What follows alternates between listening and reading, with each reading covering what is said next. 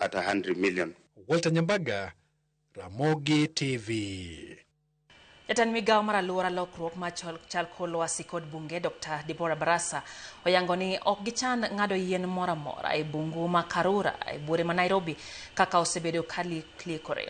Barasa loso e kinde romo mokelo kanyakla jolony lokruok chal kor lwasi e boma ma Nairobi kama oyango e lony masani ma idhi ti godo e fwenyo kembe malilo aluora. Yuto mondi entiere kod ler mathoth.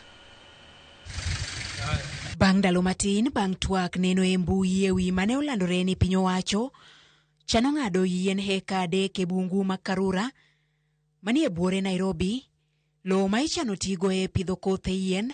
Jatend Migao mar aluora Dr. Deborah Barasa owuok mar lero ni heka 3 go osebed ka itiyogo e pith mar kothe kuom higni 30 kendo ok en gima chakore sani.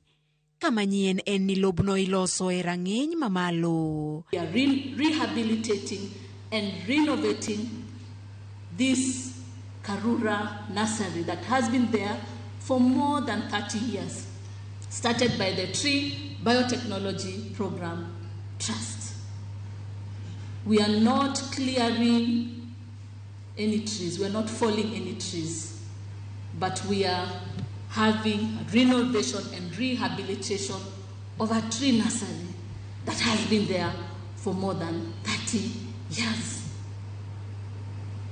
And these 3 acres will be used to propagate 2 million seedlings. Barasa iloso e kinde romo ma okelo kanyakla pisas mag aluora kod lokruok mar chal kor lwasi kama ne oyangi e lony manyasani ma idhi chak tigo e luwo ndach kembe marocho aluora e yor muya marach, pi ma ochido kod koko kokalo kuom yor lony manyasani ma oketa yanga odiochieng' makawuono. We are going to have the main control room at NEMA headquarters where we shall set up the screens and the gadgets to receive data from the field directly on real time, and we'll have people monitoring and analyzing that data and advising the authority on issues of emissions spots for air, water quality and noise. Kalore kod Dr. Barasa, lony makama dhi konyo edino ne kembe ma osebedo karocho ler mar aluora kendo nyayo tuoche kokalo kuom iro mochido,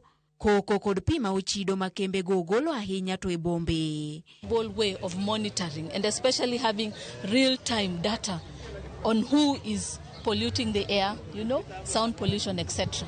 But we are happy that now we can be able to conduct monitoring and ensure that when anything occurs above the threshold that is recommended internationally, interventions are taken into place and corrective measures are put in place to ensure that Kenyans are safe, our environment is safe and biodiversity are safe. Barasa okwayo jo Kenya mondo riw lwedo e pidho yien e pacho kama ngima. Judith Omondi, Ramogi TV.